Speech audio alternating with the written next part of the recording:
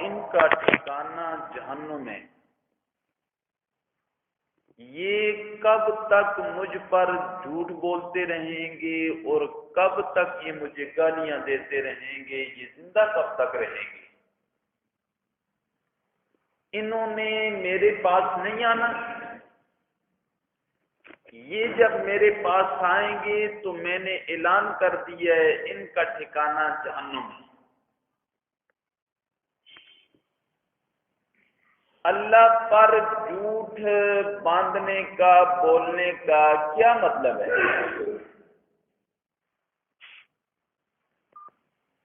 اللہ پر جھوٹ بولنے کا مطلب یہ ہے کہ جس نے خالق ارض و سما کی ذات کے ساتھ شریک ٹھہرائے،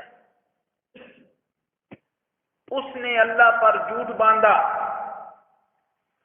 جس نے خالق ارض و سما کی ذات کے ساتھ شریک ٹھہرائے، حالانکہ وہ قل هو اللہ احد ہے، اللہ الصمد ہے، وہ لا الہ الا اللہ ہے۔ مشرکین مکہ نے کہا کہ یہ عالم کا نظام اللہ بھی چلاتا ہے، اور یہ ہمارے جو معبود ہیں، یہ لات، عزا، منات، ہبل، یہ 360 بت جو بیت اللہ میں رکھے ہوئے تھے، یہ بھی اللہ کے ساتھ نعوذ باللہ مدد کرتے ہیں۔ یہ ہے اللہ پر جھوٹ باندھنا، یہ اللہ پر جھوٹ باندھنا ہے۔ اور ان کو خالق ارض و سما نے ظالم کہا، اور قرآن مجید میں دوسری جگہ خود خالق ارض و سما نے فرمایا ان الشرک لظلم عظیم، شرک بہت بڑا ظلم عظیم ہے، شرک بہت بڑا ظلم عظیم ہے۔ کتنی خالق ارض و سما نے شرک کی تردید فرمائی، اور آج ہمارے ہاں یہ کوئی مسئلہ ہی نہیں ہے۔ کبھی دل مانا تو اللہ کے در پر، کبھی دل مانا تو غیر کے در پر، کوئی بات نہیں، سب دینے والے ہیں، کوئی مسئلہ نہیں ہے۔ اللہ نے کتنی شت و مت کے ساتھ مسئلہ شرک کو قرآن میں واضح کر دیا کہ بندہ اس کو سیکھ کر آنا، توجہ کرنا، یہ کوئی عام مسئلہ نہیں ہے، یہ اتنا بڑا مسئلہ ہے کہ جہنم کے سب سے نچلے درجے میں منافق ہوگا، اس سے اوپر والے درجے میں مشرک ہوگا، پھر اس سے اوپر والے درجے میں کافر ہوگا۔ یہ کوئی عام مسئلہ نہیں ہے، یہ بڑا نازک مسئلہ ہے، بڑا نازک مسئلہ ہے۔ مشرکین مکہ کہتے ہیں اللہ بھی نظام چلاتے ہیں، ساتھ یہ ہمارے یہ پیر، یہ بابے، یہ بھی نظام چلاتے ہیں۔ یہ تو ہو گیا اللہ پر جھوٹ باندھنا، تو اللہ کو گالیاں دینا اس کا کیا مطلب ہے؟ یہی مرتبہ آپ نے سن لیا قرآن میں، وقالت اليہود عزیر ابن اللہ، یہودیوں نے کہا کہ حضرت عزیر اللہ کے بیٹے، وقالت النصارى مسیح ابن اللہ، قرآن نے کہا کہ عیسائیوں نے کہا کہ حضرت عیسیٰ اللہ کے بیٹے ہیں۔ حضرت عزیر کی نسبت اللہ کی طرف کرنا، حضرت عیسیٰ کی نسبت اللہ کی طرف کرنا، اور مشرکین مکہ نے کہا کہ فرشتے اللہ کی بیٹیاں ہیں، فرشتوں کی اولاد کی نسبت اللہ کی طرف کرنا۔ رسول اللہ صلی اللہ علیہ وسلم نے فرمایا، یہ حدیث قدسی ہے کہ اللہ فرماتے ہیں ابن آدم مجھے گالیاں نکالتا ہے۔ کیسے گالیاں نکالتا ہے؟ اللہ کو گالی نکالنے کا مطلب یہ ہے کہ اللہ کی طرف اولاد کی نسبت کرنا، یہ اللہ کو گالی دینا ہے۔ دیکھو، ایک آدمی کی اولاد نہیں ہے، سمجھانے کے لیے مثال دے رہا ہوں، ایک آدمی کی اولاد نہیں ہے، کوئی آدمی کسی بچے کی نسبت اس آدمی کی طرف کر دے تو یہ گالی دینا ہے کہ نہیں ہے؟ ایک آدمی کی اولاد نہیں ہے، یا ایک آدمی کی شادی شدہ نہیں ہے، کوئی آدمی کسی بچے کی نسبت اس کی طرف کر دیتا ہے جھوٹی نسبت کر دیتا ہے، تو یہ آیا گالی نہیں ہے، یہ بہتان نہیں ہے؟ ہر نماز میں ہم یہ پڑھتے ہیں قل هو اللہ احد اللہ الصمد، قل هو اللہ احد، میرے پیغمبر آپ فرما دیجئے اللہ ایک ہے، اللہ الصمد، اللہ بے نیاز ہے، لم یلد ولم یولد، نہ اللہ کسی سے پیدا ہوا ہے نہ اللہ سے کوئی پیدا ہوا ہے، اللہ کا کوئی ہمسر نہیں ہے۔ نماز کی ہر رکعت میں تقریباً ہم یہ پڑھتے ہیں، تو اللہ کی طرف اولاد کی نسبت کرنا یہ کیا ہے؟ اللہ کو گالی دینے کے مترادف ہے۔ اللہ نے کہا کچھ لوگ تو ایسے ہیں جو مجھ پر بہتان اور جھوٹ بولتے ہیں، یعنی میرے ساتھ دوسرے الہوں کو شریک کر دیتے ہیں، معبودان باطلہ کو میرے ساتھ شریک کر دیتے ہیں، اور کچھ لوگ وہ ہیں جو مجھے گالیاں دیتے ہیں، یعنی میری طرف اولاد کی نسبت کر دیتے ہیں۔ اللہ نے فرمایا یہ سارے کے سارے جہنمی ہیں، یہ سارے کے سارے جہنمی ہیں، یہ سارے کے سارے کافر ہیں۔ کب تک زندہ رہیں گے؟ آخر میرے پاس آنا ہے نا تو ہمیشہ ہمیشہ کی جہنم کے اندر ڈالنا۔ فرمایا، اب ترجمہ سنیں، فَمَن أَظْلَمُ مِمَّنْ كَذَبَ عَلَى اللَّهِ، پس کون ہے اس سے بڑا ظالم، ممن کذب، جس نے جھوٹ بولا علی اللہ، اللہ پر، وکذب بالصدق، اور اس نے جھٹلایا سچائی کو۔ کیا مطلب اس نے جھٹلایا سچائی کو؟ کون سی سچائی کو اس نے جھٹلایا؟ سب سے بڑی سچائی کیا ہے؟ سب سے بڑی سچائی تو قرآن مجید ہے، سب سے بڑی سچائی قرآن مجید ہے۔ اس قرآن مجید کو کون لے کر آئے؟ امام الانبیاء لے کر آئے، اور یہ آئی کس کی طرف سے؟ خالق ارض و سما کی طرف سے یہ قرآن آیا۔ یہ اللہ کا کلام ہے، یہ اللہ کے اندر سے نکلا ہے، یہ قرآن اللہ کی مخلوق نہیں ہے، یہ اللہ کا کلام ہے۔ خالق ارض و سما فرماتے ہیں یہ میرا کلام ہے، میرے حبیب اس کو لے کر آئے۔ جب مشرکین مکہ کے سامنے اس قرآن کو پیش کیا، لوگوں کے سامنے اس قرآن کو پیش کیا، لوگوں نے قرآن کا انکار کر دیا، لوگوں نے قرآن کا انکار کر دیا۔ تو جس نے قرآن کا انکار کیا وہ کیا ہے؟ قرآن کی سچائی کا انکار کرنے کا مطلب کیا ہے؟ آیا ایک آدمی پورے قرآن کا انکار کرتا ہے اور ایک آدمی قرآن کے ایک حکم کا انکار کرتا ہے؟ ان میں کوئی فرق ہے یا نہیں؟ تو ان میں کوئی فرق نہیں ہے۔ ایک آدمی پورے قرآن کا انکار کرتا ہے وہ بھی کافر ہے، اور ایک آدمی قرآن کے ایک حکم کا انکار کرتا ہے وہ بھی کافر ہے۔ قادیانی قرآن کو مانتا ہے، قادیانی جو ہے یہ قرآن کو مانتے ہیں، قرآن کی آیات کو بھی مانتے ہیں، جنہیں مرزائی کہا جاتا ہے، یہ قرآن کو بھی مانتے ہیں، قرآن کی آیات کو بھی مانتے ہیں، صرف قرآن کی اس آیت کا انکار کرتے ہیں جس آیت کے اندر خالق ارض و سما نے فرمایا کہ میرے حبیب یہ میرے آخری نبی ہیں، ختم کی مور لگا دی ہے، یہ آخری نبی ہیں۔ قادیانی سارے قرآن کو مانتے ہیں، اس آیت کو نہیں مانتے، تو کیا وہ مسلمان ہیں؟ ایک آدمی ہے جو قرآن مجید کے احکامات کو جابرانہ، ظالمانہ، وحشیانہ تصور کرتا ہے کہ قرآن مجید کے جو احکامات ہیں یہ بڑے سخت ہیں، ظلم پر مبنی ہیں، وحشیانہ ہیں، ظالمانہ ہیں۔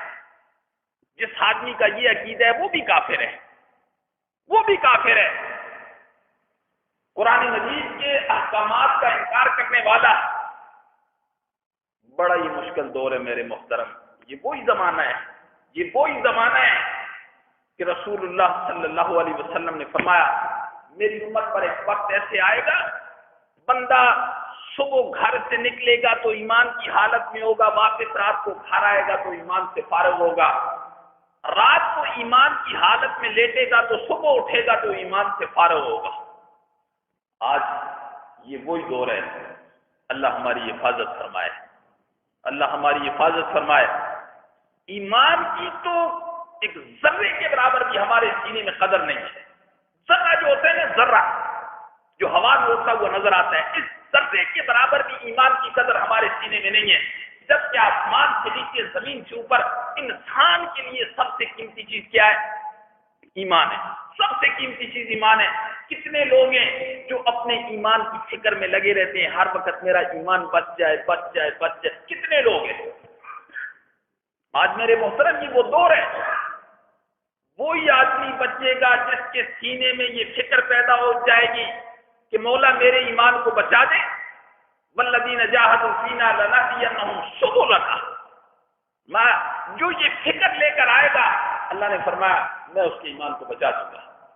جس بندے کے اندر ظاہر ہے یہ فکر پیدا ہو جائے گی میرا ایمان بچ جائے، یہ فکر پیدا ہو جائے گی، وہ سود کھائے گا، وہ جھوٹ بولے گا، وہ رشوت لے گا، وہ قبضے کرے گا۔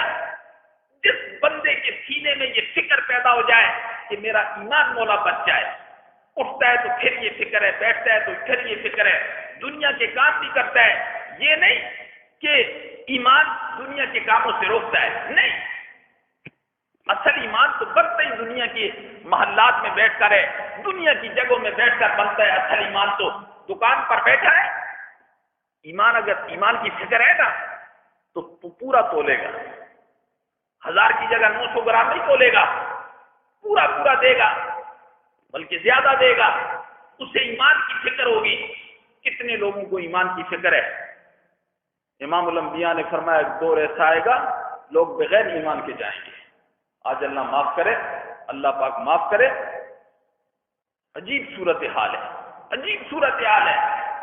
کسی کو کوئی فکر نہیں ہے عقیدہ کیا ہوتا ہے، نور توحید کیا چیز ہے، ایمان کیا چیز ہے، اللہ کیا ہے، نبی کیا ہے، قرآن کیا ہے۔ کتنے لوگوں کو فکر ہے؟ بڑا سخت وقت آ گیا ہے۔ وہی لوگ بچیں گے جنہوں نے اپنے دامن کو قرآن کے ساتھ لگا دیا، وہی لوگ بچیں گے۔ ورنہ باہر آپ دیکھ لو، انسان مسجد سے باہر نکل جاتا ہے تو ہے کوئی یہ کہنے والا کہ میرا ایمان بچ جاتا ہے؟ یہ اللہ ہی ہے اگر ایمان کو بچا دے، ورنہ باہر کوئی ایمان بچنے والی صورتحال آج ہمیں نظر نہیں آتی۔ ہمارے بازاروں کو دیکھ لو، ہمارے کاروباریوں کو دیکھ لو، ہمارے گھر کی زندگی کو دیکھ لو، ہماری باہر کی زندگی کو دیکھ لو، ایمان والی کوئی صورتحال نہیں ہے۔ یہ اللہ کا فضل ہے۔ آج اللہ کی کتنی سخت ناراضگی ہے، لوگ اللہ پر جھوٹ بول رہے ہیں، لوگ اللہ کو گالیاں دے رہے ہیں۔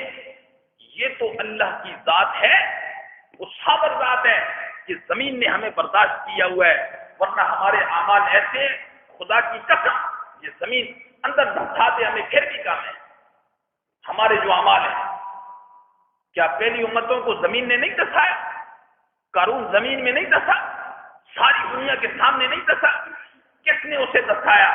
اسے اللہ نے دسایا، اور ہمارے لیے اس کو عبرت چھوڑا کہ عبرت حاصل کر لو، ایک وقت آنے والا ہے اور بڑا سخت وقت آنے والا ہے۔ وَهُمْ يَسْتَرِخُونَ فِيهَا، قرآن نے کہا کہ مجرم چیخے گا، چلائے گا، اس کی چیخ و پکار سننے والا کوئی نہیں ہوگا۔ اللہ فرماتے ہیں میرے علاوہ کوئی بھی نہیں ہوگا اس کی چیخ و پکار سننے والا۔ اس لیے بڑا نازک وقت ہے۔ جو لوگ قرآن کی مجلس میں بیٹھتے ہیں، قرآن کے لیے وقت نکال کر آتے ہیں، انشاءاللہ العزیز اللہ سے پورا ایمان ہے، ہمارا پورا یقین ہے کہ اللہ ہمارے ایمان کی حفاظت فرمائے گا۔ اس لیے جتنی دیر یہاں بیٹھے اللہ کا شکر ادا کیا کریں۔ کتنے لوگ ہیں باہر جنہیں نماز پڑھنے کی توفیق بھی نہیں ملی ہے، جنہوں نے کاروبار کو نماز پر ترجیح دے دی ہے۔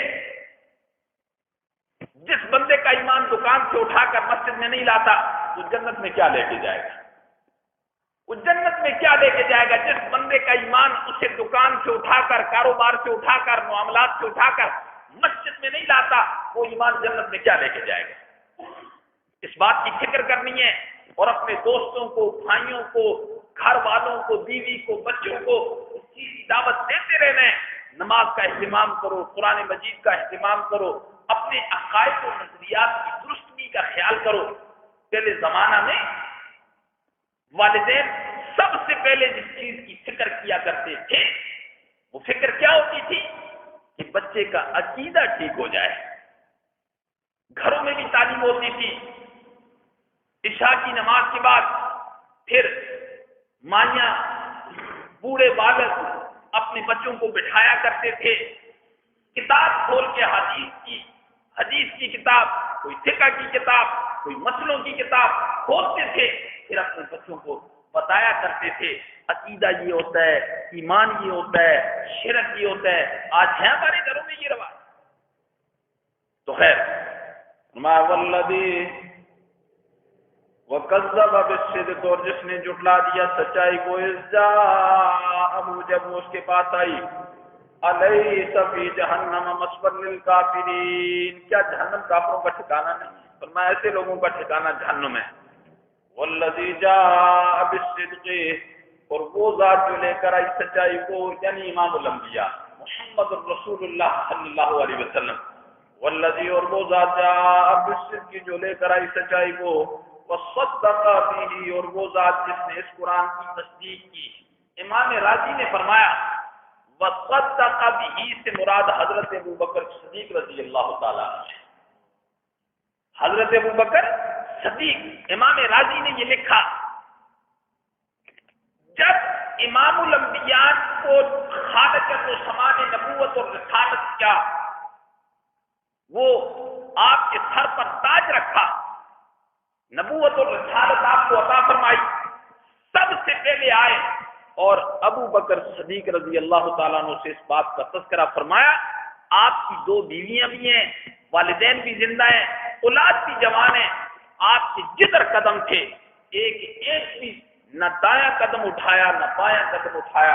ادھر ہی فرمایا کہ میں ایمان لے کر آ گیا، میں ایمان لے کر آ گیا.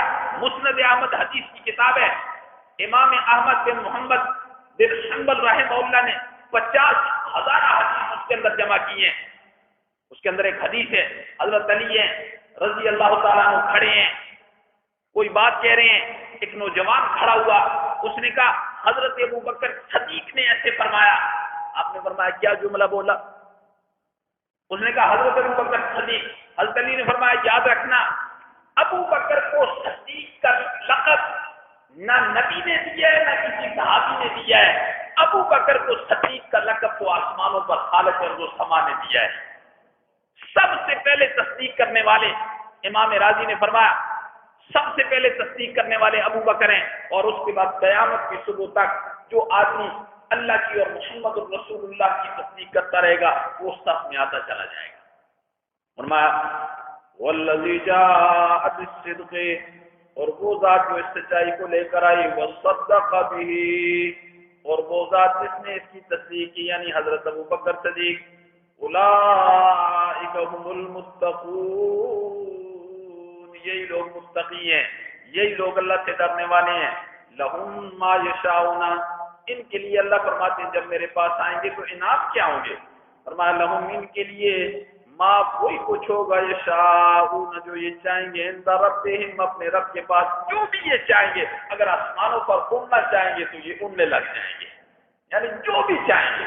اللہ نے فرمایا جو بھی چاہیں گے میں نے عطا کروں گا، اس لیے کہ انہوں نے اپنے ایمان کی فکر کی ہے. ذالک جزاء المحسنین، یہ بدلہ ہے نیکی کرنے والوں کا، یہ بدلہ ہے نیکی کرنے والوں کا. لیکفر اللہ عنہم، تاکہ ہٹا دے اللہ تعالیٰ ان سے، اسوأ الذین، ان کے برے عملوں کو، عاملو جو وہ کیا کرتے تھے، ویجزیہم. یہ بات یاد رکھنا کہ ہمارا یہ ایمان ہے کہ انبیاء کی ذات کے علاوہ کوئی معصوم نہیں ہے. انبیاء کی ہستیاں گناہوں سے پاک ہیں، معصوم ہیں. انبیاء کے علاوہ صحابہ کرام سے بھی بڑی بڑی غلطیاں سرزد ہو گئیں، لیکن خالق ارض و سما نے قرآن مجید میں ان کو معافی کی سندیں اتار کر انہیں معافی کا سرٹیفکیٹ عطا کر دیا. اللہ نے فرمایا رضی اللہ عنہم ورضوا عنہ، میں ان سے راضی ہو گیا، یہ مجھ سے راضی ہو گئے. اولئک هم المفلحون، یہی لوگ کامیاب ہیں. اولئک هم الراشدون، یہی لوگ ہدایت یافتہ ہیں. صحابہ کرام سے بڑی بڑی غلطیاں ہوئی لیکن ایسی توبہ کی کہ حالت چل وہ سمانے انہیں معافی کے سرٹیفکیٹ عطا کر دیے اور اپنی رضا کے اعلان کر دیے. شروع میں رمضان المبارک میں یہ حکم تھا کہ رات کو بھی اپنی بیویوں کے پاس نہیں جا سکتے ہو. بعض صحابہ کرام نوجوان تھے وہ اپنی بیویوں کے پاس چلے گئے. اللہ نے فرمایا علم اللہ انکم تختانون انفسکم، اللہ کو اس بات کا پتہ چل گیا ہے کہ تم نے اپنی جانوں کے ساتھ خیانت کی. علم اللہ انکم تختانون انفسکم، اللہ اس بات کو جانتا ہے، اللہ دیکھ رہا ہے کہ تم نے خیانت کی ہے. اور اللہ نے فرمایا ہم نے تمہاری توبہ بھی قبول کر لی اور ہم نے تمہیں معاف کر دیا. ہم نے معافی. تو جو آدمی نیکیاں زیادہ کرے گا، نیکیاں تو چھوٹے موٹے جو گناہ ہیں جو معافی کے قابل ہے، اللہ فرماتے ہیں ہم نیکیوں کے ذریعے سے اس کے گناہوں کو بھی مٹا دیں گے. ہمارا یہ مطلب ہے لیکفر اللہ عنہم، تاکہ دور کر دے اللہ ان سے اسوأ الذین، ان کے برے اعمال، عملوا جو انہوں نے عمل کیے، ویجزیہم اجرہم، اور تاکہ انہیں بدلہ دے انہیں اجرہم ان کا اجر پہ احسن بہتر الذی کانوا یعملون، وہ جو عمل کیا کرتے تھے. امام الانبیاء نے لوگوں کو قرآن سنایا، مشرکین مکہ نے تڑیاں کی، بدماشی کرنے لگ گئے. آپ اللہ کی وحدانیت بیان کر رہے ہیں، آپ لات کو برا کہہ رہے ہیں، منات کو برا کہہ رہے ہیں، عزا کو برا کہہ رہے ہیں، ہبل کو برا کہہ رہے ہیں. یاد رکھنا یہ ہمارے جو معبود ہیں نا یہ آپ کو نقصان پہنچا دیں گے. امام الانبیاء سے کہہ رہے ہیں. یا یوں کہا کہ اگر آپ ہمارے معبودان کو برا کہنے سے باز نہیں آئیں گے تو ہم یوں کر دیں گے، یوں کر دیں گے. یہ کڑیاں ہیں. تو اللہ نے اس کا جواب دیا، علیہ اللہ بکاف عبدہ، کیا اللہ اپنے بندے کے لیے کافی نہیں ہے؟ کیا اللہ اپنے بندے کے لیے کافی نہیں ہے؟ تم میرے نبی کو تڑیاں دے رہے ہو، کیا اللہ اپنے بندے کے لیے کافی نہیں ہے؟ ایک عرصے تک صحابہ کرام رسول اللہ صلی اللہ علیہ وسلم کا پہرا دیا کرتے تھے. ایک عرصے تک. ایک موقع ایسا تھا، ایک غزوے سے واپسی پر یا جاتے ہوئے تھکاوٹ اتنی زیادہ ہو گئی صحابہ کرام کو بھی اور امام الانبیاء کو. آپ پریشان تھے کہ کون میرے خیمے کے باہر کھڑا ہو تاکہ میں آرام کر لوں. اللہ کسی کے دل میں ڈال دے. آپ نے کسی کو نہیں کہا. اتنے میں خالق کے الرحمٰن نے حضرت سعد بن ابی وقاص کے سینے میں یہ بات ڈال دی کہ آپ جاؤ. حضرت سعد بن ابی وقاص عشرہ مبشرہ میں تھے جنہیں دنیا میں جنت کی بشارت دے دی گئی تھی اور فاتح ایران ہے. یہ خیمے کے باعث آپ نے اندر جھانکا تو امام الانبیاء نے پوچھا کون؟ انہوں نے بتایا سعد بن ابی وقاص ہوں. فرمایا اللہ تجھے جزائے خیر عطا فرمائے. تھوڑی دیر کے بعد امام الانبیاء محمد الرسول اللہ صلی اللہ علیہ وسلم نے اپنا چہرہ مبارک خیمے سے باہر نکالا. فرمایا سعد بن ابی وقاص چلے جاؤ، آج کے بعد کوئی پیرا نہیں ہے. اللہ نے ابھی آیت نازل کر دی ہے واللہ یعصمک من الناس. میرے حبیب اب لوگوں سے حفاظت میں خود کروں گا آپ کی، اب کسی پیرا لگانے کی ضرورت نہیں. فرمایا تم میرے حبیب کو تڑیاں دیتے؟ فرمایا میرے پیغمبر نے سنا دو کہ میری حفاظت کے لیے میرا اللہ کافی ہے. میرا اللہ، اور سینکڑوں اس کی مثالیں میں پیش کر سکتا ہوں کہ اللہ نے امام الانبیاء کی کیسی حفاظت کی، کس کس مقام پر لوگوں نے آپ کی قتل کی سازشیں نہیں کی، آپ کو مارنے کی سازشیں نہیں کی، لیکن خالق کا تو سامان امام الانبیاء کو کیسے بچایا. فرمایا علیہ اللہ، کیا نہیں ہے اللہ تعالیٰ سے کافی یافتہ ہوا اپنے بندے کے لیے. وَيُخَوِّفُونَكَ، اور یہ ڈراتے ہیں آپ کو بِالَّذِينَ